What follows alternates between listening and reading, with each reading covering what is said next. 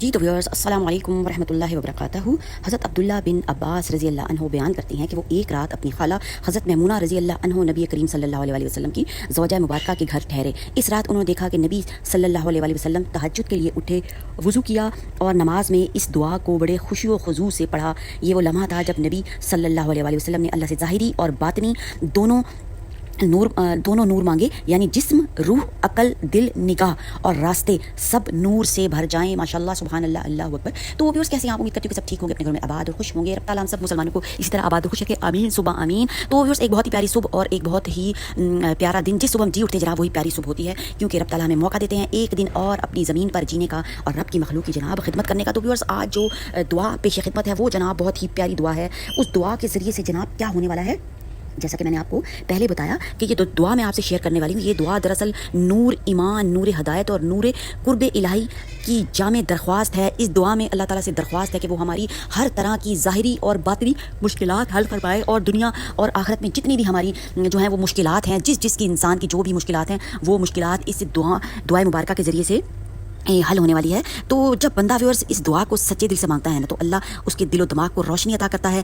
اور فیصلے درست ہونے لگتے ہیں۔ جیسا کہ ہم لوگوں نے فیصلے کرنے اپنے بچوں کے رشتوں کے بارے میں، ہر طرح کے بارے میں، تو وہ فیصلے درست ہونے لگیں گے۔ اور انسان ہے نا، تو انسان کے دل میں ویورز وسوسے بھی آتے ہیں، تو وہ وسوسے بھی مٹ جائیں گے اور ایک صحیح جو ہے وہ راہ اور دشا ہمیں معلوم ہو جائے گی کہ ہم نے کیا کرنا ہے، اور زندگی میں سکون اور پاکیزگی پیدا ہو جائے گی، جو کہ سب سے بڑی چیز ہے اس دور میں، کہ زندگی میں ہماری پاکیزگی پیدا ہو جائے اور انسان کا دل جو ہے وہ ایمان کے نور سے جگمگا اٹھے، اور یہ دعا جو ہے دل اور روح سے اندھیرا اور شک کو بھی دور کرے گی۔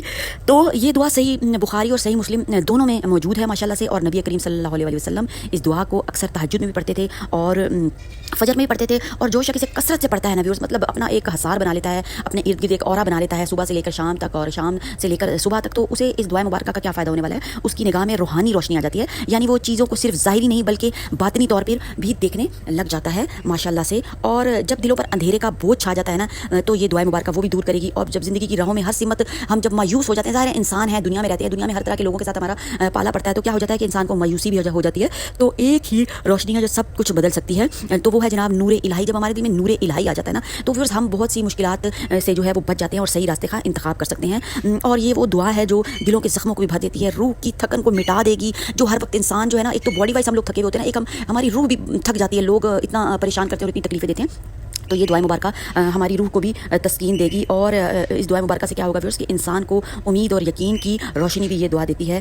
جب بندہ آہستہ آہستہ کہتا ہے، اپنے رب سے مانگتا ہے اور اپنے رب سے دعا کرتا ہے، تو وہ دراصل اپنے رب سے کہہ رہا ہوتا ہے، یا اللہ میرے دل کی تاریکیوں کو اجالے میں بدل دے اور میری تقدیر میں روشنی لکھ دے، اور جناب میری زندگی کو اپنی رحمتوں سے منور کر دے، آمین ثم آمین۔ ہم سب کی زندگی کو اللہ تعالیٰ جو ہے وہ روشنی عطا فرمائے اور فیصلے میں بصیرت عطا فرمائے، اور رائے حق کی پہچان پیدا کرنے کی ہماری جو ہے وہ ہمیں قوت عطا فرمائے۔ اور اس دعا سے ویورز چہرے پر نورانیت بھی آتی ہے ماشاءاللہ، سبحان اللہ، اللہ اکبر۔ اتنی زیادہ رب تعالیٰ کی ہم پہ ہمارے اوپر عنایتیں ہیں، مگر ہم پتہ نہیں کس طرف جا رہے ہوتے ہیں، اور ہم اپنی مصیبتوں کو، غموں کو اور پریشانیوں کو اور اللہ تعالیٰ کے اگر ہم حوالے کریں، تو ہمیں ویورز دل کا اطمینان جو ہے وہ بہت زیادہ محسوس ہو سکتا ہے۔ تو یہ دعا جو ہے بہت ہی پیاری دعا ہے، اور نبی کریم صلی اللہ علیہ وسلم کی سنت سے منقول بھی ہے، اور صحیح بخاری اور صحیح مسلم کے مختلف الفاظ میں جو ہے وہ اس دعائے مبارکہ کا جو ہے وہ جناب اہتمام کیا گیا ہے۔